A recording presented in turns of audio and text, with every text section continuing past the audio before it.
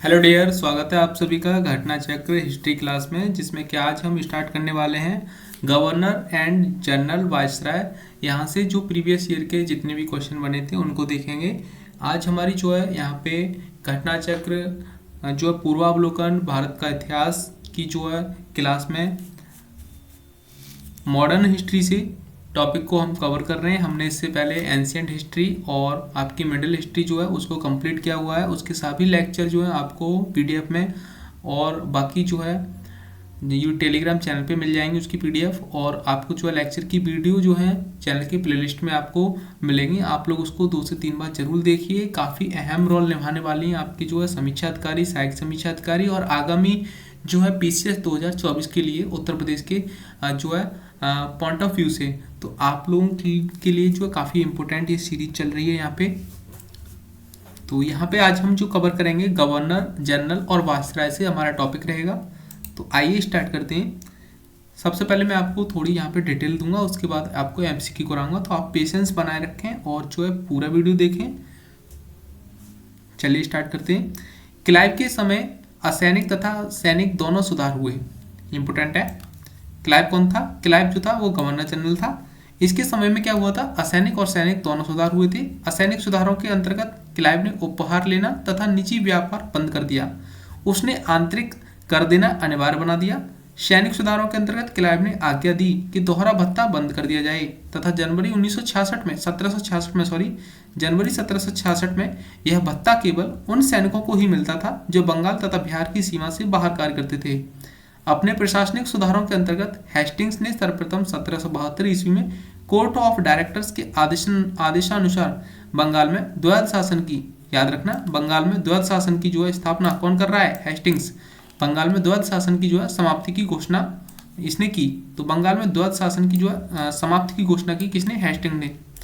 Next है, और राजकीय कोषागार तथा स्थानांतरण मुर्शिदाबाद से कलकत्ता कर दिया। जो राजकीय कोषागार था इसका इसने ट्रांसफर कर दिया, कहां से? मुर्शिदाबाद से कोलकाता के लिए। चलिए अब जो है हम यहाँ पे एमसीक्यू देख लेते हैं फटाफट से, क्योंकि डिटेल तो काफी हो जाएगी। आइए एमसीक्यू लगाते हैं। निम्नलिखित कथनों पर विचार कीजिए। रॉबर्ट क्लाइव बंगाल के प्रथम गवर्नर जनरल थे। विलियम बेंटिक भारत के प्रथम गवर्नर जनरल थे। तो इसमें से ऑप्शन बी सही है, केवल दो जो ऑप्शन सही है, ऑप्शन बी, क्योंकि यहाँ पे जो है विलियम बेंटिक जो थे भारत के प्रथम गवर्नर जनरल थे। आइए देखते हैं डेफिनेशन इसकी। आईएएस प्री 2007 में पूछा गया क्वेश्चन था। वॉरेन हेस्टिंग्स को 1774 में बंगाल का गवर्नर जनरल नियुक्त किया गया। 1833 ईस्वी में लॉर्ड क्लाइव बेंटिक को जो है भारत का प्रथम गवर्नर जनरल बनाया गया। रॉबर्ट क्लाइव बंगाल का पहला गवर्नर नियुक्त किया गया था, जो इस पद पर 1758 से लेकर 60 ईस्वी तक एवं 1765 से 1767 ईस्वी तक अवधि में रहा। तो इसके लिए ये काफी इंपोर्टेंट है। भारत के प्रथम गवर्नर जनरल कौन थे? भारत के प्रथम गवर्नर जनरल जो थे ये थे, यहाँ पे जो है ये क्वेश्चन जो है स्टार पॉइंट वाला है। वॉरेन हेस्टिंग जो थे, वॉरेन हेस्टिंग बंगाल के प्रथम गवर्नर जनरल नियुक्त हुए थे, लेकिन भारत के प्रथम गवर्नर जनरल जो थे वो जो थे कर्जन थे। यहाँ पे जो है उसका नाम यहाँ पे दिया नहीं है।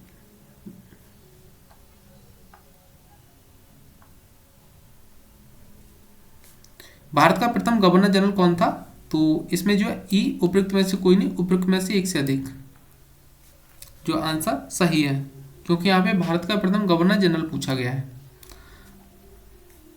नेक्स्ट है, निम्नलिखित घटनाओं पर जो है विचार कीजिए।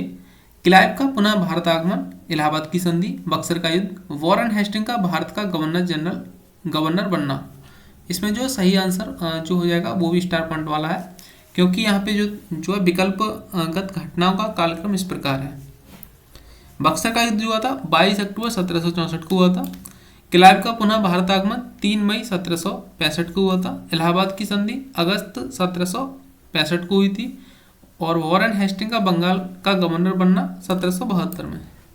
इस प्रश्न में त्रुटि है। वॉरेन हेस्टिंग को भारत का गवर्नर जनरल बताया गया है, जो कि गलत है। वह कलकत्ता प्रेसिडेंसी या बंगाल का गवर्नर 1772 में बना था और 1774 में बंगाल का गवर्नर जनरल बना। निकटतम सही उत्तर विकल्प बी हो सकता है। नेक्स्ट क्वेश्चन देखते हैं, निम्नलिखित कथनों में से कौन सा सही नहीं है? तो सही नहीं है वो कथन हमें जो है यहाँ पे विशेष फोकस करने की जरूरत है। सही कथन नहीं है, Lord Clive Lord William Bentinck सबसे बड़े ब्रिटिश शासकों में से एक था, क्योंकि उसने भारत में ब्रिटिश साम्राज्य को संग्रहित किया। ये ऑप्शन जो है इसमें गलत है।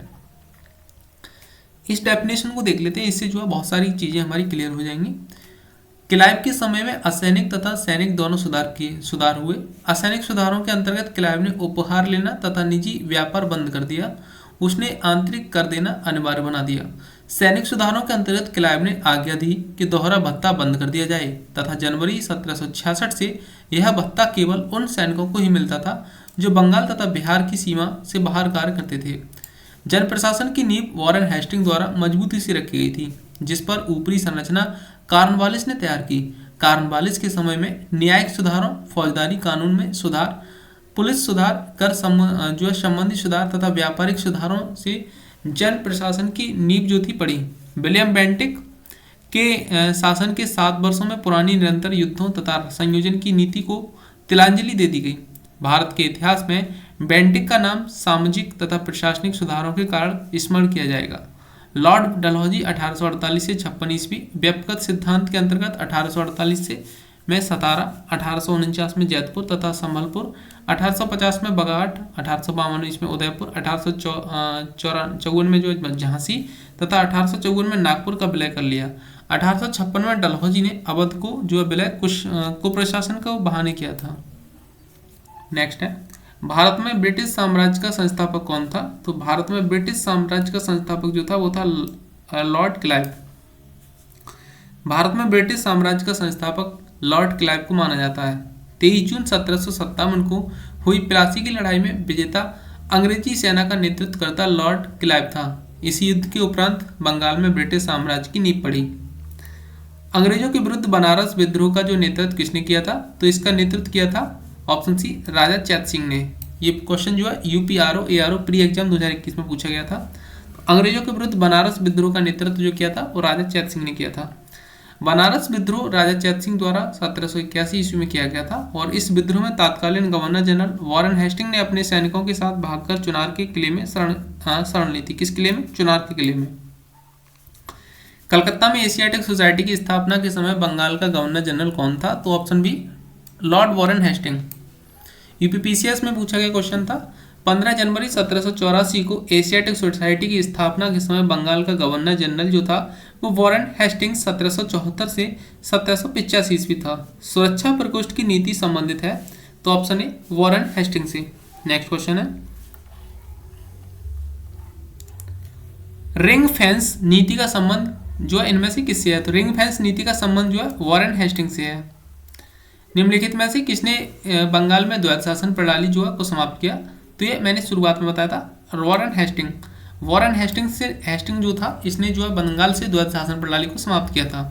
वॉरेन हेस्टिंग के कार्यकाल में 1772 ईस्वी में कोर्ट ऑफ डायरेक्टर्स ने दोहरी शासन प्रणाली को समाप्त करने का निर्णय लिया तथा कलकत्ता परिषद एवं उसके प्रधान को आज्ञा दी कि वे स्वयं दीवान बने और बंगाल, बिहार, उड़ीसा के प्रबंध को अपने हाथों में ले लें। वॉरेन हेस्टिंग ने दोनों उप दीवानों मोहम्मद रजा खान और राजा सिताब राय को पद से जो है हटा दिया। द्वैध शासन की शुरुआत बंगाल में क्लाइव के समय में 1765 ईस्वी में हुई थी। नेक्स्ट है, बंगाल में द्वैध शासन प्रणाली किसके द्वारा लागू की गई थी? तो लागू किसने किया था द्वैध शासन को? रॉबर्ट क्लाइव ने लागू किया था और वॉरेन हेस्टिंग ने जो है इसको हटा दिया था। नेक्स्ट है, किस गवर्नर जनरल पर महाभियोग का मुकदमा चलाया गया था? तो सबको पता होना चाहिए, ऑप्शन है वॉरेन हेस्टिंग। वॉरेन हेस्टिंग जब लंदन पहुंचा था तो इस पे जो महाभियोग का मुकदमा चलाया गया था। वॉरेन हेस्टिंग्स के अन्यायपूर्ण तथा निरंकुश कार्यों के कारण उस पर महाभियोग का मुकदमा चलाया गया, जो कि 1788 से 1795 तक चलता रहा, किंतु ब्रिटिश संसद ने उसकी सेवा को देखते हुए उसे सभी दोषों से मुक्त कर दिया। यह भी कहा गया है कि वॉरेन हेस्टिंग ने यह सब कुछ साम्राज्य के हित के लिए किया, न कि अपने लिए। वॉरेन हेस्टिंग पर लगे महाभियोग के बारे में विद्वानों के मत भिन्न हैं, किंतु वी.ए. स्मिथ का निर्णय अधिक मान्य है। वह लिखते हैं, उसके थोड़े से दोस्त, जहाँ तक वे वास्तव में दोस्त थे, उस राजनीतिज्ञ के दोस्त थे जिस पर सहसा ही संकट आ पड़ा हो, तथा जिस पर इतनी कठिन उलझनें आ पड़ी हों कि कभी कभी मानवीय समझ में भूल चूकें हो जानी आवश्यक ही थी। अंग्रेज जो थे वो अपने को बचाते थे, सिंपल है इसमें और कुछ नहीं। नेक्स्ट क्वेश्चन है, निम्नलिखित में से किस पर ब्रिटिश संसद में महाभियोग का मुकदमा चलाया गया था? तो वॉरेन हेस्टिंग था। अभी इसकी डेफिनेशन हमने देखी ऊपर। नेक्स्ट क्वेश्चन है, भारत में न्यायिक संगठन की स्थापना किसने की? भारत में न्यायिक संगठन की स्थापना जो थी लॉर्ड कॉर्नवालिस ने की। ऑप्शन बी सही आंसर है, लॉर्ड कॉर्नवालिस ने भारत में जो न्यायिक संगठन की स्थापना किसने की? लॉर्ड कॉर्नवालिस ने। दीवानी और फौजदारी न्यायालयों के श्रेणीबद्ध संगठन के जरिए न्याय प्रदान करने की एक नई व्यवस्था की नींव अंग्रेजों ने जो रखी। इस व्यवस्था को वॉरेन हेस्टिंग ने आरंभ किया, मगर कॉर्नवालिस ने इसे और सुदृढ़ बनाया। 1793 ईस्वी के कॉर्नवालिस संहिता यानी कि शक्तियों के पृथक्करण के सिद्धांत पर आधारित थी, जिसके तहत कर और न्याय प्रशासन को पृथक कर दिया गया। नेक्स्ट क्वेश्चन है, निम्नलिखित में से किस गवर्नर जनरल ने भारत की प्रसविधाबद्ध सिविल सेवा यानी कि कॉन्वेडेंटेंट सिविल सर्विस ऑफ इंडिया का सृजन किया, जो कि कालांतर में भारतीय सिविल सेवा के नाम से जानी गई? तो ये था कॉर्नवालिस। ऑप्शन सी इसका सही आंसर है, कॉर्नवालिस ये था।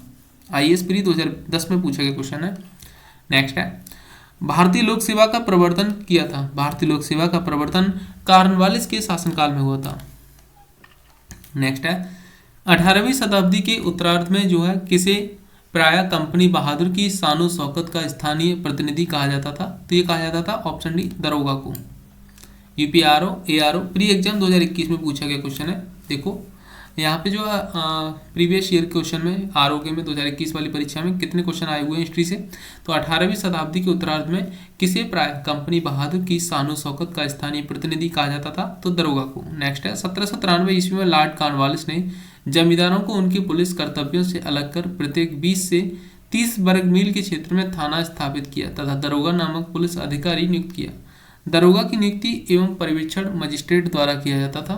किसान दरोगा को कंपनी बहादुर की शानो शौकत का स्थानीय प्रतिनिधि मानते थे। नेक्स्ट है, लॉर्ड कॉर्नवालिस की कब्र कहाँ स्थित है? लॉर्ड कॉर्नवालिस की कब्र जो है गाजीपुर में स्थित है। ऑप्शन ए सही आंसर है इसका, गाजीपुर उत्तर प्रदेश। लॉर्ड कॉर्नवालिस ने 1786 से 1793 ईस्वी तक एवं 30 जुलाई 1805 से 5 अक्टूबर 1805 तक बंगाल का गवर्नर जनरल रहा। इसे भारत में इस्तमरारी अथवा स्थायी बंदोबस्त, न्यायिक संहिता एवं भारतीय लोक सेवा के प्रवर्तक के रूप में जाना जाता है। इसकी मृत्यु 5 अक्टूबर 1805 को गाजीपुर उत्तर प्रदेश में हुई थी। यहीं पर इसकी कब्र स्थित है। नेक्स्ट क्वेश्चन है 20, लॉर्ड वेलेस्ली द्वारा लागू की गई सहायक संधि व्यवस्था के बारे में निम्नलिखित में से कौन सा कथन लागू नहीं होता है? नहीं को विशेष ध्यान देना है। तो ये नहीं होता है, तो ये है आंसर जो इसमें ऑप्शन सी, कंपनी के लिए एक नियत आय का प्रबंध करना। आईएएस प्री 2018 में पूछा गया क्वेश्चन था। इसको डेफिनेशन देख लेते हैं यहाँ पे। लॉर्ड वेलेस्ली ने भारतीय राज्यों को अंग्रेजी राजनीतिक परिधि में लाने के लिए सहायक संधि प्रणाली का प्रयोग किया। उस समय फ्रांस के विरुद्ध यूरोपीय शक्तियों का बना हुआ मोर्चा छिन्न भिन्न हो चुका था। नेपोलियन मिस्र तथा सीरिया के विजित कर चुका था और गंभीरतापूर्वक भारत पर आक्रमण करने की सोच रहा था। ऐसी परिस्थिति में वेलेस्ली ने भारत में सहायक संधि प्रणाली का प्रयोग किया, जिससे अंग्रेजी सत्ता की श्रेष्ठता स्थापित हो गई और नेपोलियन का भय भी टल गया। सहायक संधि की शर्तों में एक शर्त यह भी थी कि संधि को स्वीकार करने वाली रियासत कंपनी की एक सेना को रखेगी, जिसका सारा खर्च राज्य को देना होगा। इस सेना को चलाने का अधिकार केवल कंपनी को होगा। सहायक संधि को स्वीकार करने वाला राज्य किसी भी यूरोपीय या अंग्रेजों के दुश्मनों की सहायता नहीं करेगा और उनकी किसी भी व्यक्ति को नौकरी नहीं देगा। तो अंग्रेज कितने चालाक थे, इसलिए तो 200 साल शासन करके इंडिया पे। नेक्स्ट है यहाँ पे, लॉर्ड वेलेस्ली की सहायक संधि को स्वीकार करने वाला पहला मराठा सरदार था। तो ऑप्शन ए पेशवा बाजीराव द्वितीय। दौलतराव सिंधिया और जसवंत होलकर दोनों पूना में अपने को सर्वश्रेष्ठ प्रदर्शित करना चाहते थे। बाजीराव द्वितीय सिंधिया का साथ दे रहा था। उसने 1801 में जसवंत के भाई की हत्या कर दी। परिणाम स्वरूप जसवंत होलकर की सेना ने पूना पर आक्रमण कर पेशवा और सिंधिया की जो है संयुक्त सेना को परास्त कर दिया। बाजीराव द्वितीय ने भागकर बसीन में शरण ली तथा 31 दिसंबर 1802 को अंग्रेजों से वशीन की संधि की जो है अनुसार जो है पेशवा बाजीराव द्वितीय ने अंग्रेजों की संरक्षकता स्वीकार कर ली। यह संधि मराठा द्वारा अंग्रेजों के साथ ही जो हो गई की गई सहायक संधि, प्रथम सहायक संधि थी। नेक्स्ट है 1802 की बसीन की संधि पर हस्ताक्षर किसके मध्य हुए थे? बसीन की संधि पे जो हस्ताक्षर हुए थे अंग्रेज तथा बाजीराव द्वितीय के मध्य हुए थे। ऑप्शन जो है बी सही है। नेक्स्ट है सहायक संधि स्वीकार करने वाला पहला शासक था, तो ये था ऑप्शन ए अवध का नवाब। तो सहायक संधि स्वीकार करने वाला पहला शासक जो था वो अवध का नवाब था। नेक्स्ट है आईएएस प्री 1994 में पूछा क्वेश्चन था ये। सहायक संधि को किसके काल में क्रियान्वित किया गया? Option B Lord Wellesley. निम्न में से सहायक संधि स्वीकार नहीं की थी, तो इसमें जो है सहायक संधि देख लेते हैं, स्टार वाला क्वेश्चन है। लॉर्ड वेलेस्ली 1798 से 1805 ईस्वी ने भारतीय राज्यों को अंग्रेजी राजनीतिक परिधि में लाने के लिए सहायक संधि प्रणाली का प्रयोग किया। जिन राज्यों ने वेलेस्ली की सहायक संधि स्वीकार की वे थे हैदराबाद 1798 और 1800 ईस्वी, मैसूर 1799 ईस्वी, तंजौर 1799 ईस्वी, अवध 1801 ईस्वी, पेशवा 1802 ईस्वी, बरार के भोंसले 1803 ईस्वी, सिंधिया 1804 ईस्वी, इंदौर के होलकर 6 जनवरी 1818, जोधपुर, जयपुर, मछेरी, बूंदी तथा भरतपुर। अतः प्रश्न में कोई विकल्प सही नहीं है। सहायक संधि व्यवस्था को स्वीकार करने वाले प्रथम भारतीय देशी शासक कौन थे? तो ये थे ऑप्शन बी हैदराबाद के निजाम। ऑप्शन 20 का सही आंसर है। छत्तीसगढ़ पीसीएस 2013 में पूछा गया क्वेश्चन था। क्वेश्चन नंबर 27, निम्नलिखित पर विचार कीजिए जिन्होंने लॉर्ड वेलेस्ली के साथ सहायक संधि की थी और उनके द्वारा किए गए संधियों का सही कालानुक्रम नीचे दिए गए कोट से पता कीजिए। फर्स्ट है हैदराबाद, मैसूर, अवध, सिंधिया। तो इसमें जो है ऑप्शन ए सही है, 1 2 3 4 चारों ही सही है, यानी कि। और नेक्स्ट क्वेश्चन है भारतीय राज्यों पर अंग्रेजी प्रभुत्व स्थापित करने के लिए किसने प्रशासन में सहायक संधि प्रणाली का सूत्रपात किया? तो ये किया था लॉर्ड वेलेस्ली ने। ऑप्शन बी सही आंसर है इसका। लॉर्ड वेलेस्ली ने जो है भारतीय राज्यों की अंग्रेजी राजनीतिक परिधि में लाकर अंग्रेजों के साथ प्रभुसत्ता स्थापित करने के लिए सहायक संधि प्रणाली का प्रयोग किया। इसने जो है अंग्रेजी सत्ता का सर्वश्रेष्ठ प्रभुत्व संपद स्थापित किया। नेक्स्ट है ईस्ट इंडिया कंपनी का राजपूत राज्यों से सहायक संधि करने का मुख्य उद्देश्य क्या था?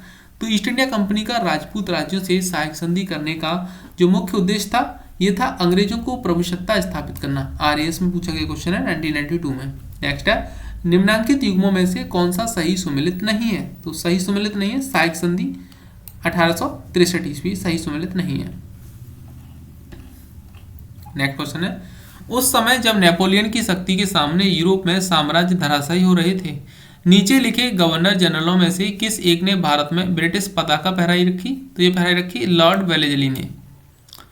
लॉर्ड वेलेस्ली ने भारत की ओर 1797 ईस्वी में प्रस्थान किया, जो कि आंग्ल इतिहास में संभवतः सबसे अंधकारमय फ्रांस के विरुद्ध यूरोपीय शक्तियों का बना हुआ मोर्चा छिन्न-भिन्न हो चुका था। नेपोलियन मिस्र तथा सीरिया को विजित कर चुका था, गंभीरतापूर्वक भारत पर आक्रमण करने की सोच रहा था। ऐसी प्रक्रिया में वेलेस्ली ने भारत में सहायक संधि प्रणाली का प्रयोग किया, जिसने अंग्रेजी सत्ता की श्रेष्ठता स्थापित हो गई और नेपोलियन का भय भी टल गया। नेक्स्ट है 32, आंग्ल नेपाल युद्ध जिसके शासनकाल में हुआ था वह था option B Lord Hastings. UPPCS mains 2010 में पूछा गया क्वेश्चन था। आंग्ल नेपाल युद्ध 1814 से 16 ईस्वी लॉर्ड हेस्टिंग्स के गवर्नर जनरल काल में और 1813 से 23 ईस्वी में हुआ था, जो कि 1815 ईस्वी सुगोली की संधि से समाप्त हुआ था। सुगोली की संधि 2 दिसंबर 1815 को लेखबद्ध हुई थी, जिसका अनुमोदन 4 मार्च 1816 को किया गया था। नेक्स्ट है सुगोली की संधि हुई थी। सुगोली की संधि जो थी 1815 ईस्वी में हुई थी। उत्तराखंड पीसीएस में 2016 में पूछा गया क्वेश्चन है। नेक्स्ट है 34, निम्नलिखित में से कौन सा युग्म सही सुमेलित नहीं है? सही सुमेलित नहीं है लॉर्ड कॉर्नवालिस तृतीय आंग्ल मराठा युद्ध, ये इसके समय में नहीं हुआ था। नेक्स्ट क्वेश्चन है तृतीय आंग्ल मराठा युद्ध 1817 से 18 ईस्वी लॉर्ड हेस्टिंग के समय में हुआ था, न कि लॉर्ड कॉर्नवालिस के समय। नेक्स्ट है 35, तृतीय आंग्ल मराठा युद्ध संबंधित है, ये संबंधित है लॉर्ड हेस्टिंग से। नेक्स्ट है सर थॉमस मुनरो किन वर्षों में मद्रास के गवर्नर रहे? तो ये रहे थे 1820 से 1827 में। नेक्स्ट क्वेश्चन है तथाकथित कुशासन के आधार पर किस गवर्नर जनरल ने मैसूर राज्य के प्रशासन को ले लिया? तो ये ले लिया था लॉर्ड विलियम बेंटिक ने। विलियम बेंटिक ने 1831 ईस्वी में मैसूर तथा 1834 ईस्वी में कुर्ग एवं कछार की रियासतों को अपने प्रदेश में मिला लिया, क्योंकि वहां कथित रूप से बहुत अधिक कुशासन एवं अव्यवस्था थी। 38, निम्नलिखित बंगाल के गवर्नर जनरलों में से कौन एक तृतीयक आंग्ल मैसूर युद्ध से संबद्ध है? तो option B Lord Cornwallis. Next है 39, ठगों के दमन में निम्नलिखित में से कौन संबद्ध था? तो ऑप्शन बी कैप्टन स्लीमैन। ठगों में हिंदू और मुसलमान दोनों धर्मों के अनुयायी सम्मिलित थे, परंतु वास्तव में ये लोग काली, दुर्गा अथवा भवानी की पूजा करते थे तथा प्रायः अपने शिकार का सिर काटकर देवी के चरणों में बलि के रूप में चढ़ाते थे।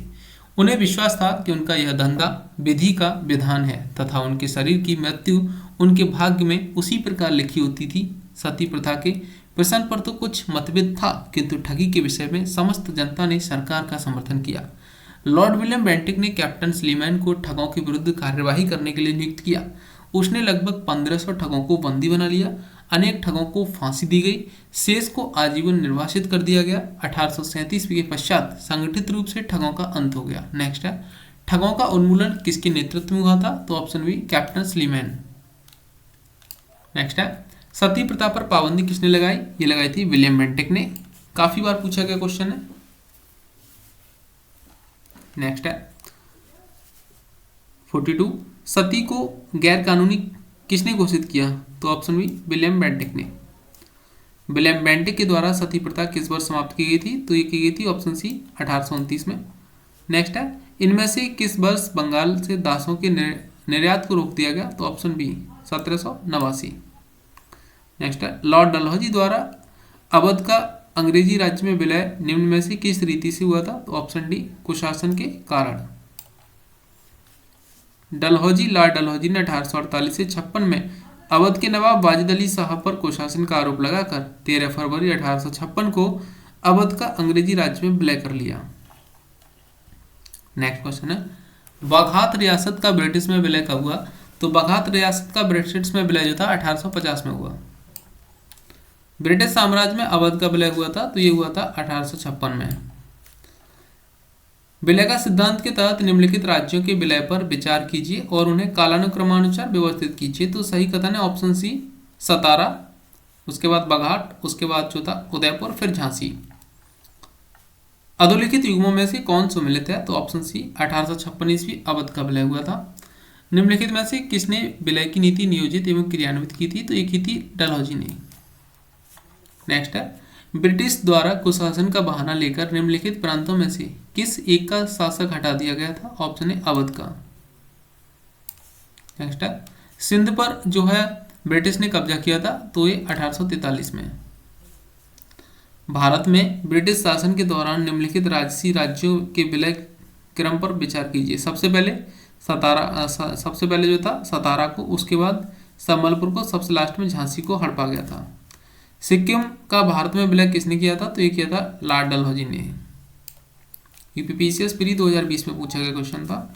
सिक्किम जो नेपाल और भूटान राज्यों के मध्य स्थित एक छोटा सा राज्य था, उसके राजा पर यह दोष लगाया गया कि उसने 2 अंग्रेज डॉक्टरों के साथ दुर्व्यवहार किया है। लॉर्ड डलहौजी के शासनकाल में उस राज्य के कुछ दूरवर्ती प्रदेश, जिसमें दार्जिलिंग भी सम्मिलित था, को भारत में मिला लिया गया। लॉर्ड डलहौजी की विलय नीति का प्रथम शिकार निम्नलिखित में से कौन हुआ था? तो ऑप्शन बी सतारा। निम्नलिखित में से कौन अवध का ब्रिटिश रेजिडेंट था जब अवध का ब्रिटिश साम्राज्य में विलय हुआ? तो ये था option A James Outram. James Andrews Ramsay Bharat के किस गवर्नर जनरल का वास्तविक नाम था? तो ये नाम था लॉर्ड डलहौजी का। भारत में प्रथम रेलवे लाइन जो थी किस ब्रिटिश गवर्नर के समय बिछाई गई थी? तो ऑप्शन ए लॉर्ड डलहौजी के।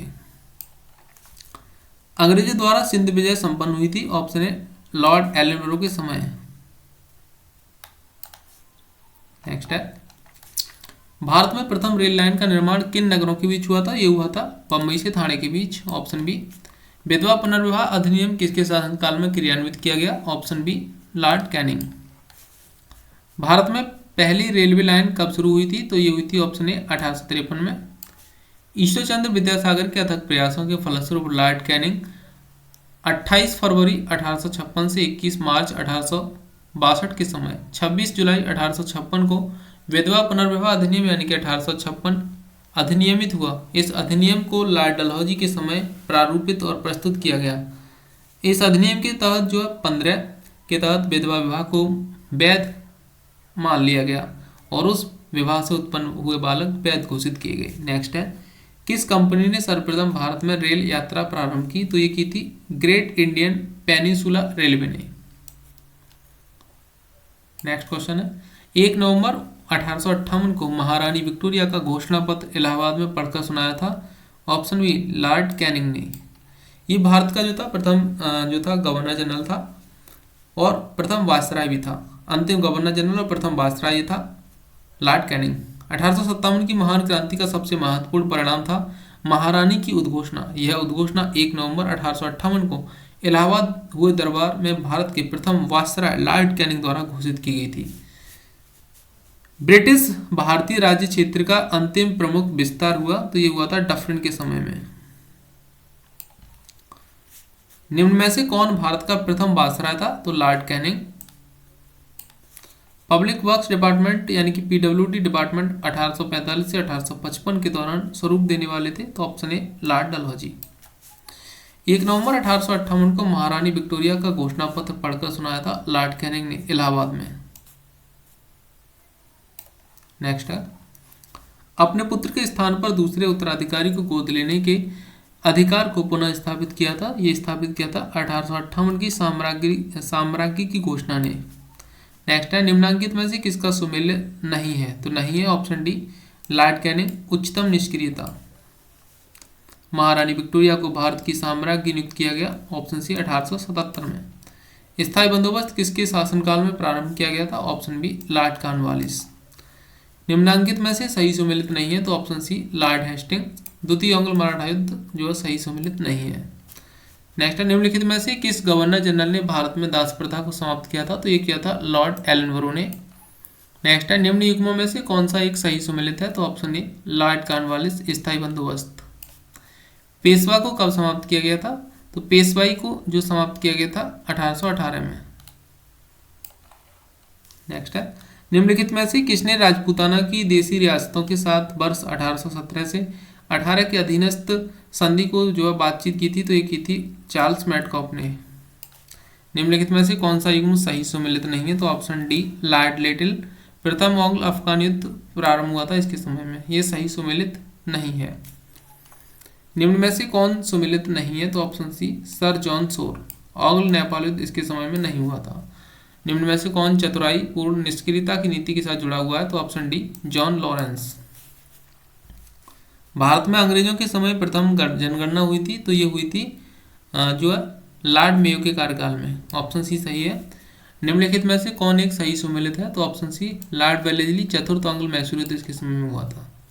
लॉर्ड एलनबरो सिंध का अंग्रेजी राज्य में अगस्त 1843 में विलय हुआ।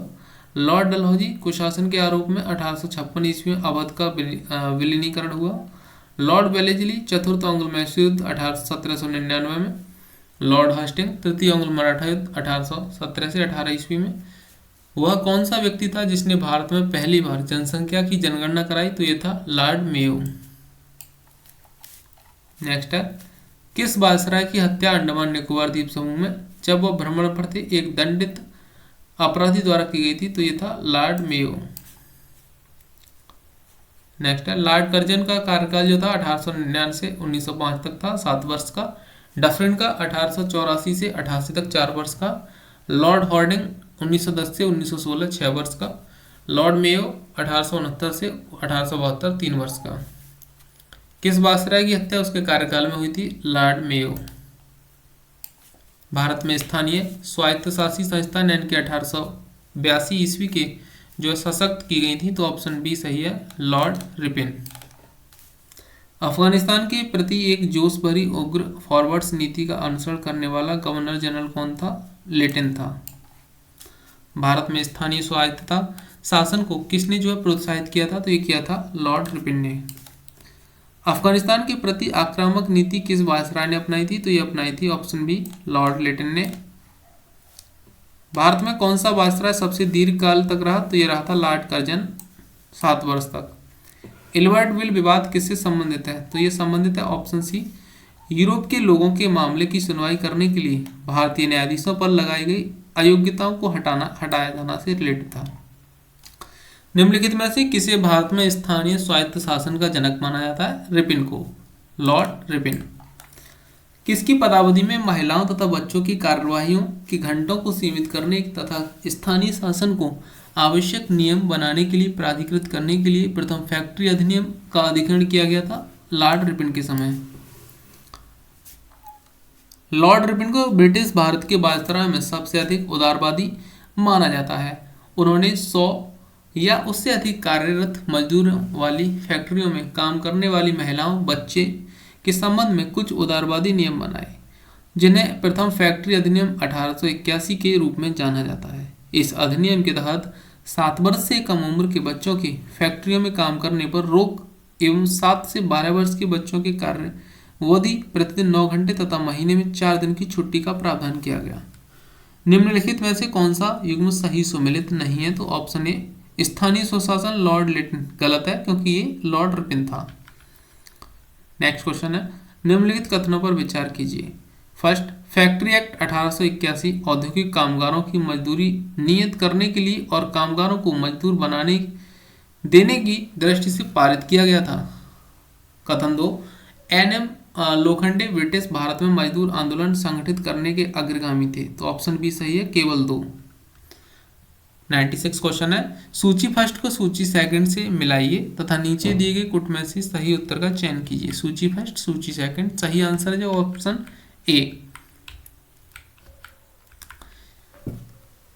क्लाइव ने 1765 ईस्वी में बंगाल में द्वैध शासन प्रणाली लागू की। वेंटिक के कार्यकाल में ही मैकाले द्वारा आधुनिक शिक्षा की नींव रखी गई। अपने प्रस्तावों में मैकाले की योजना यह थी कि यह एक ऐसा वर्ग बनाया जाए जो रंग तथा रक्त से तो भारतीय हो परंतु प्रवृत्ति, नैतिकता तथा बुद्धि से अंग्रेज हो। नेक्स्ट क्वेश्चन है, निम्नलिखित में से कौन सी जोड़ी गवर्नर जनरल तथा और घटना सुमेलित है? तो option C Lord Ellenborough Sindh का विलय, ये जो है सुमेलित है। भारतीय पुरातत्व सर्वेक्षण की स्थापना किसके काल में हुई थी? तो जल्दी बताइए, इसकी जो स्थापना हुई थी ये हुई थी लॉर्ड कर्जन के कार्यकाल में। ऑप्शन सी सही आंसर है। इसको जो है मिलाना है सूची फर्स्ट को सूची सेकंड से, तो इसका सही आंसर है ऑप्शन ए, यानी कि फर्स्ट का डी है। लॉर्ड डलहौजी व्यपगत सिद्धांत दिया था। लॉर्ड विलियम बेंटिक सती प्रथा का निषेध। लॉर्ड रिपन ने क्या किया था? ऑप्शन बी स्वायत्त शासन। कर्जन ने बंगाल का विभाजन। भारतीय पुरातत्व सर्वेक्षण की स्थापना हुई थी लॉर्ड कर्जन के कार्यकाल में। ऑप्शन ए सही है इसका। निम्नलिखित में से किसने पुरातत्व सर्वेक्षण विभाग की स्थापना की थी? तो पुरातत्व विभाग की लॉर्ड डलहौजी ने की थी। इसमें से कोई भी आंसर सही नहीं है। नेक्स्ट है, प्राचीन स्मारक संरक्षण एक्ट किस गवर्नर जनरल के कार्यकाल में पारित हुआ था? Lord Curzon. ऑप्शन सी सही है। नेक्स्ट है, भारत में कर्जन के प्रशासन की तुलना औरंगजेब से किसने की थी? तो ऑप्शन बी जी.के. गोखले ने, गोपाल कृष्ण गोखले ने। असैनिक प्रशासन 1905 के संदर्भ में कौन सा कथन सही है? लॉर्ड कर्जन ने प्रांतीय सीमाओं को पुनर्गठित करने का निर्णय लिया। पूर्वी बंगाल और आसाम नामक नए प्रांत बनाया गया। ऑप्शन भी सही है। एक और दो दोनों ही कथन सही है इसमें। यूपीपीसीएस प्री 2019 में पूछा गया क्वेश्चन था। फूट डालो और राज करो की नीति अपनाई थी, तो ये अपनाई थी लॉर्ड कर्जन तथा लॉर्ड मिंटो द्वारा। इंपीरियल कैडेट कॉर्प्स की स्थापना किसने की थी? लॉर्ड कर्जन ने। नेक्स्ट है, ये मैंने ऊपर करा दिया था आपको अभी। निम्नलिखित में युग्मों में से कौन सा एक सही सुमेलित नहीं है? तो option C vernacular press act Curzon के कार्यकाल में नहीं आया था, ये सुमेलित नहीं है। वर्नाक्यूलर प्रेस एक्ट या भारतीय भाषा समाचार पत्र अधिनियम 1878 में लॉर्ड लिटन के कार्यकाल में पारित किया गया था। मुझे विश्वास है कि कांग्रेस अपने विनाश की तरफ जा रही है और मेरी यह बड़ी इच्छा भारत में रहते होगी कि इसके शांति प्रिय निधन के लिए इसका सहायक बनूं। यह कथन किसका था? लॉर्ड कर्जन का। दुष्ट प्रवृत्ति का था ये आदमी। नेक्स्ट है, इनमें से किस गवर्नर जनरल ने सबसे पहले पृथक निर्वाचन मंडल की व्यवस्था मुसलमानों को जीतने व उन्हें कांग्रेस के विरुद्ध करने के लिए इस्तेमाल की? तो ऑप्शन डी लॉर्ड मिंटो। निम्नलिखित में से कौन सा एक युग्म सुमेलित नहीं है? तो option D vernacular press act Curzon के कार्यकाल में ये सुमेलित नहीं है। लॉर्ड लिटन के कार्यकाल में आया था। ब्रिटिश भारत की राजधानी कलकत्ता से दिल्ली स्थानांतरण किसके कार्यकाल में क्रियान्वित हुई थी? तो ये हुई थी लॉर्ड हार्डिंग के। निम्नलिखित में से कौन भारत का एकमात्र यहूदी वायसराय था? तो ये था लॉर्ड रीडिंग। नेक्स्ट है सही जोड़ों को मिलान कीजिए, तो ऑप्शन जो है सी सही है इसमें। सी का मतलब ए का थर्ड नंबर है। बंगाल का विभाजन बेंटिक के कार्यकाल में। बंगाल में दोहरा शासन जो हुआ था ये हुआ था इसमें एक मिनट थोड़ा मिस्टेक है। चूक का सिद्धांत जो था ये डलहौजी ने दिया था। बंगाल का विभाजन कर्जन ने दिया था। बंगाल में दोहरा शासन क्लाइव ने, और सामाजिक सुधार बेंटिक ने। ये इसका सही सीक्वेंस है, आप लोग मिलान कर लीजिए यहाँ पे। नेक्स्ट है सूची फर्स्ट को सूची सेकंड से सुमिलित कीजिए, तो ऑप्शन जो है 20 में सही आंसर है। संबलपुर का जो विलय 1849 में हुआ, सतारा का 1848, अवध का 1856, झांसी का 1854।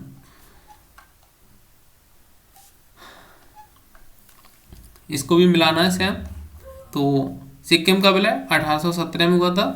पंजाब का विलय 1849 में, झांसी का 54 में, बर्मा का 86 में हुआ था 1886। नेक्स्ट है निम्न में से किस वायसराय के कार्यकाल में भारतीयों को राय बहादुर और खान बहादुर उपाधियां प्रदान करना प्रारंभ हुआ, तो ऑप्शन ई उपरोक्त में से कोई नहीं, उपरोक्त में से एक से अधिक। 1857 के विद्रोह के समय अंग्रेजों की सहायता करने वाले देसी शासकों, जमींदारों आदि को अपना विश्वास पात्र बनाने के लिए उन्हें उपाधियां सिलअत, भूमि अनुदान, ऋण माफी आदि सुविधाएं प्रदान की जाने लगी। इनमें हिंदुओं को दी जाने वाली प्रमुख उपाधियां राय बहादुर तथा मुस्लिमों एवं पारसियों को दी जाने वाली समकक्ष उपाधियां खान बहादुर थीं। 1859 एवं 1860 ईस्वी में इन उपाधियों को दिए जाने के साक्ष्य मिलते हैं। ब्रिटिश शासन का भारतीय अर्थव्यवस्था पर प्रभाव, तो इससे जो भी क्वेश्चन आए हुए प्रीवियस ईयर में उसको भी देख लेते हैं फटाफट से। तो आज जो हम इसमें 749 चैप्टर पेज में से जो है 400 पेज कंप्लीट करेंगे। यहाँ पे फर्स्ट क्वेश्चन है हमारा इसमें, भारत में उपनिवेशी शासनकाल में होम चार्जेस भारत से संपत्ति दोहन का महत्वपूर्ण अंग थे। निम्नलिखित में से कौन सी निधि या निधियां होम चार्जेस की संघटक थीं, तो इसमें जो है सही आंसर हम पहले चेक कर लेते हैं। ऑप्शन जो है बी सही आंसर है। बी में जो है 1 और 2 इसको ही देखेंगे। लंदन में इंडिया ऑफिस के भरण पोषण के लिए प्रयोग में लाई जाने वाली निधि, सही कथन है। भारत में कार्यरत अंग्रेजी कर्मचारियों के वेतन तथा पेंशन देने हेतु प्रयोग में लाई जाने वाली निधि, सही आंसर है। नेक्स्ट है क्वेश्चन, शब्द इंपीरियल प्रेफरेंस का प्रयोग किया जाता है, तो ये किया जाता है भारत में ब्रिटिश आयातों पर दी गई विशेष रियासतों के लिए। नेक्स्ट है, ब्रिटिश शासन के दौरान भारत में उद्योगों का कोई स्वतंत्र विकास नहीं हुआ, इसका कारण था ऑप्शन डी धनिक वर्ग द्वारा भू संपत्ति में जो है निवेश को तरजीह दिया जाना। नेक्स्ट क्वेश्चन है, इस्तेमारी बंदोबस्त किसने लागू किया, ये किया था लॉर्ड कॉर्नवालिस ने लागू। किस गवर्नर जनरल ने भारत में स्थायी भू राजस्व व्यवस्था स्थापित की थी, तो ये की थी लॉर्ड कॉर्नवालिस ने। लॉर्ड कॉर्नवालिस का स्थायी बंदोबस्त लागू किया गया था 1793 में। नेक्स्ट है, किसके प्रशासन काल में स्थायी बंदोबस्त प्रारंभ किया गया था, ऑप्शन बी लॉर्ड कॉर्नवालिस के। 1793 में लॉर्ड कॉर्नवालिस की भू व्यवस्था प्रणाली लागू होने के बाद कानूनी विवादों की प्रवृत्ति में बढ़ोतरी देखी गई थी। निम्नलिखित प्रावधानों में से किस एक को सामान्यतः इसके कारण कारक के रूप में जोड़कर देखा जाता है, तो ऑप्शन डी सही है। उपयुक्त में से ए, बी, सी कथनों में से कोई भी सही नहीं है। स्थायी बंदोबस्त किसने लागू किया, स्थायी बंदोबस्त जो था जमींदारों से संबंधित था। स्थायी बंदोबस्त किसके साथ किया गया, ऑप्शन ए जमींदारों के साथ। नेक्स्ट है, चिरस्थायी बंदोबस्त 1793 के अंतर्गत जमींदारों से अपेक्षा की गई थी कि वे खेतीहारों को पट्टा जारी करेंगे। अनेक जमींदारों ने पट्टा जारी नहीं किया, इसका कारण क्या था, ऑप्शन बी जमींदारों के ऊपर कोई सरकारी नियंत्रण नहीं था। नेक्स्ट है, निम्नलिखित में से कौन ब्रिटिश शासन के दौरान भारत में रैयतवाड़ी बंदोबस्त के प्रारंभ किए जाने के संबंध थे, तो कौन था, ऑप्शन सी 1 और 2 और 3, 2 अलेक्जेंडर रीड और थॉमस मुनरो। बिहार में परमानेंट सेटलमेंट लागू करने का कारण क्या था, ऑप्शन सी भू राजस्व का राजस्व निर्णय करना। भू राजस्व की स्थायी बंदोबस्त एवं रैयतवाड़ी प्रणाली क्रमशः शुरू की थी, तो ऑप्शन ए बंगाल तथा मद्रास में। नेक्स्ट है, रिक्त स्थान की पूर्ति कीजिए, तो ऑप्शन ए सही है इसमें। 1885 में बंगाल और बिहार में भूमि पर किराएदारों के अधिकारों को बंगाल किराएदारी अधिनियम द्वारा जो किया गया। सर थॉमस मुनरो भू राजस्व बंदोबस्त संभव था, ऑप्शन सी रैयतवाड़ी बंदोबस्त से। नेक्स्ट है, ब्रिटिश व्यवस्था में रैयतवाड़ी भू राजस्व संग्रह प्रचलित था, ऑप्शन सी पश्चिमी भारत में और डी दक्षिणी भारत में। नेक्स्ट है, रैयतवाड़ी बंदोबस्त के संदर्भ में निम्नलिखित कथनों पर विचार कीजिए। तो ऑप्शन सी सही है इसमें। 1, 2, 3 किसानों द्वारा लगान सीधे सरकार को दिया जाता था, सरकार रैयत को पट्टे देती थी, कर लगाने के पूर्व भूमि का सर्वेक्षण और मूल्य निर्धारण किया जाता था। तीनों ही कथन सही है। नेक्स्ट है, मद्रास के रैयतवाड़ी बंदोबस्त से कौन संबंधित रहा है? तो ये रहा है ऑप्शन सी मुनरो। नेक्स्ट है, रैयतवाड़ी प्रथा प्रारंभ की थी थॉमस मुनरो ने। अंग्रेजों ने रैयतवाड़ी बंदोबस्त कहाँ लागू किया था? तो ये लागू किया था option D Madras Bombay presidency में। वह प्रथा जिसके तहत किसान स्वयं भूमि का मालिक होता था और सरकार को भू राजस्व के भुगतान के लिए जिम्मेदार माना जाता था। ऑप्शन बी सही है इसका, रैयतवाड़ी प्रथा। नेक्स्ट है, अंग्रेजों ने रैयतवाड़ी व्यवस्था सर्वप्रथम प्रारंभ की थी। ऑप्शन डी मद्रास प्रेसिडेंसी में। नेक्स्ट क्वेश्चन है, जजमानी उत्तर भारत में लागू थी, बलूट महाराष्ट्र में, मिरासिस तमिलनाडु में, अडाडे कर्नाटक। पंजाब भूमि हस्तांतरण अधिनियम कब पारित किया गया था? ऑप्शन सी 1900 में। ब्रिटिश भारत में सैन्य बल पर केंद्रीय राजस्व का कुल कितना प्रतिशत व्यय होता था? तो ऑप्शन ए 40%।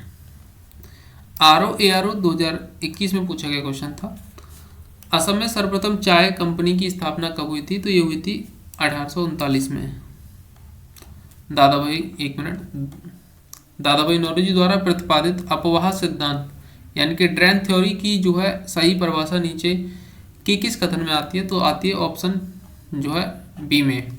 भारत की राष्ट्रीय संपदा का एक भाग अथवा कुल वार्षिक उत्पाद ब्रिटेन को निर्यात कर दिया जाता था, जिसके लिए भारत को कोई वास्तविक प्रतिफल नहीं मिलता था। नेक्स्ट क्वेश्चन है, निम्न में से किसने निकास के सिद्धांत का प्रतिपादन किया? तो ये किया था दादाभाई नौरोजी ने।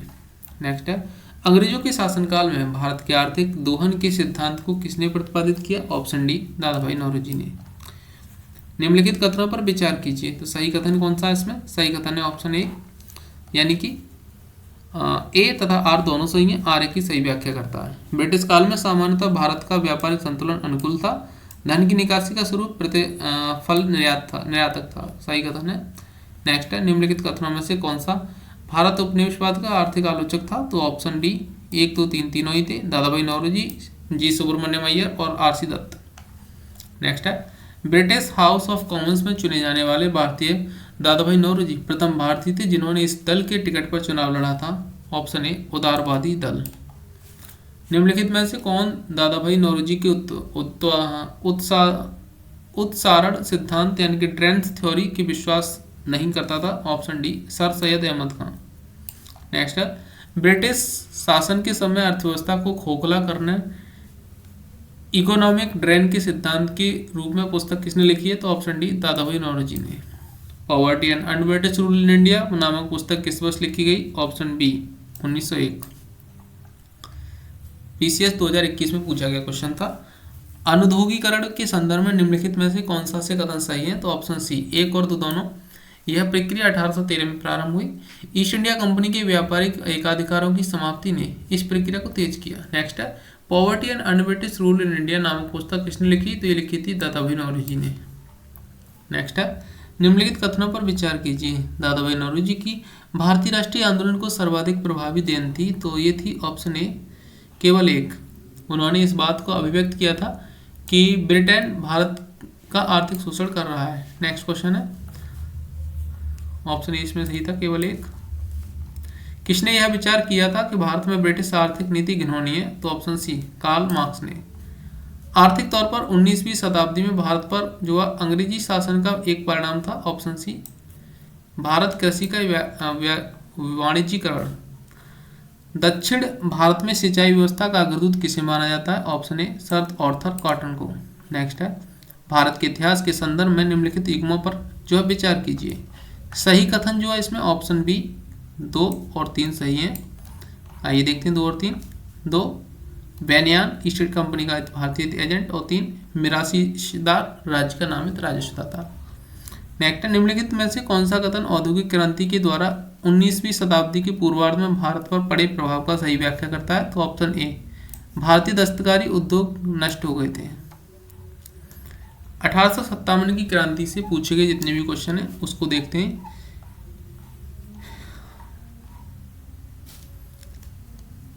भारत के प्रथम स्वतंत्रता, एक मिनट, फर्स्ट क्वेश्चन, भारत के प्रथम स्वतंत्रता संग्राम का मुख्य तात्कालिक कारण क्या था? ऑप्शन बी, अंग्रेजों का धर्म में हस्तक्षेप का संदेह। मंगल पांडे की घटना हुई थी, मंगल पांडे की घटना जो हुई थी बैरकपुर छावनी में हुई थी। अंग्रेजी भारतीय सेना में चर्बी वाले कारतूस से चलने वाली एनफील्ड राइफल कब शामिल की गई? दिसंबर 1856 को। मंगल पांडे कहाँ विप्लव से जुड़े हुए थे? Option A, Barrackpore. नेक्स्ट है, मंगल पांडे सिपाही था, तो 34वीं नेटिव इन्फेंट्री 6वीं कंपनी में एक सैनिक सिपाही था, जो कि इसमें से कोई आंसर सही नहीं है। 1857 के विद्रोह के दौरान बहादुर शाह ने किसे साहब ए आलम बहादुर का खिताब दिया था? ये दिया था वक्त खान। 1857 की क्रांति सर्वप्रथम कहाँ से प्रारंभ हुई? ऑप्शन डी, मेरठ से। 1857 के स्वतंत्रता संग्राम से पहले जो है पहली घटना थी, ऑप्शन सी, सैनिकों का दिल्ली के लाल किले पर पहुंचना। 1857 की क्रांति का मुख्य कारण क्या था? ब्रिटिश साम्राज्य की नीति। 1857 में लंदन में प्रकाशित होने वाले समाचार पत्र टाइम्स के संवाददाता कौन थे, जिन्होंने लिखा था उत्तरी भारत में गोरे आदमी की गाड़ी को कोई मित्रतापूर्ण दृष्टि से नहीं? ऑप्शन ए, WH रसेल ने। 1857 के स्वाधीनता संग्राम का प्रतीक था? ऑप्शन ए, कमल और रोटी। 1857 की क्रांति सर्वप्रथम कहाँ से प्रारंभ हुई थी? तो ऑप्शन सी, मेरठ से। 1857 के संग्राम के निम्नलिखित केंद्रों में से सबसे पहले अंग्रेजों ने किसे जो है पुनः अधिकृत किया था? Option C, Delhi. नेक्स्ट है, 1857 स्वाधीनता संघर्ष की वीरांगना महारानी लक्ष्मीबाई की जन्मस्थली है? Option C, Varanasi. 1857 के बरेली विद्रोह का नेता कौन था? ऑप्शन ए, खान बहादुर। 1857 विद्रोह में लखनऊ किसके नेतृत्व में आगे बढ़ा? Option A, Begum of Awadh. Next है, वह महिला जिन्होंने अवध में 1857 की क्रांति का नेतृत्व किया? बेगम हजरत महल थी। महारानी लक्ष्मीबाई की समाधि कहाँ स्थित है? ग्वालियर में। नेक्स्ट है, लखनऊ में 1857 की जो है संग्राम का नेतृत्व किसने किया था? ऑप्शन सी, हजरत महल ने। निम्न में से कौन इलाहाबाद में 1857 के संग्राम का नेता था? ऑप्शन डी, मौलवी लियाकत अली। रानी लक्ष्मीबाई को अंतिम युद्ध में सामना करना पड़ा था? ऑप्शन ए, हीरोज का। नेक्स्ट है, 1857 के संघर्ष में भाग लेने वाले सिपाहियों की सर्वाधिक संख्या थी? अवध से। नाना साहब का कमांडर इन चीफ कौन था? तात्या टोपे। अली मुल्ला खां सलाहकार थे नाना साहब के। 1857 के निम्नलिखित क्रांतिकारियों में से किसका वास्तविक नाम रामचंद्र पांडंग था? तो ऑप्शन बी, तात्या टोपे का। वर्ष 1857 के विद्रोह के संदर्भ में निम्नलिखित में से किसे उसके मित्र से धोखा दिया गया था, जिसे अंग्रेजों द्वारा बंदी बनाकर मार दिया गया? Option D, Tatya Tope. कुंवर सिंह 1857 के विद्रोह के समय प्रमुख नायक थे, वह निम्नलिखित में से किसे समाप्त थे? बिहार से। कुंवर सिंह ने 1857 के विद्रोह का नेतृत्व किस प्रांत में किया था? ऑप्शन सी, बिहार में। 1857 के विद्रोह का नेतृत्व बिहार में किसने किया था? ऑप्शन बी, कुंवर सिंह ने। बिहार में 1857 के विद्रोह का नेतृत्व किसने किया? ऑप्शन सी, कुंवर सिंह ने। कुंवर सिंह जो थे अंग्रेजों के खिलाफ 1857 के विद्रोह में किस जगह शामिल हुए? ऑप्शन ए, आरा से। 1857 की क्रांति के दौरान बिहार में क्रांतिकारियों का नेता कौन था? ऑप्शन बी, बाबू कुंवर सिंह। जगदीशपुर के किस व्यक्ति ने 1857 में विप्लव क्रांतिकारियों का नेतृत्व किया? ऑप्शन ए, कुंवर सिंह ने। बिहार में 1857 के विद्रोह का नेतृत्व किसने किया? ऑप्शन सी, कुंवर सिंह ने। जगदीशपुर के राजा कौन थे? Option D, Kunwar Singh. तो आज हमने जो 400 यहाँ पे जो पेज कंप्लीट किए हैं। नेक्स्ट वीडियो में जल्द मिलते हैं। आप लोग इसको 2 से 3 बार जरूर रिवाइज कीजिए। Thank you.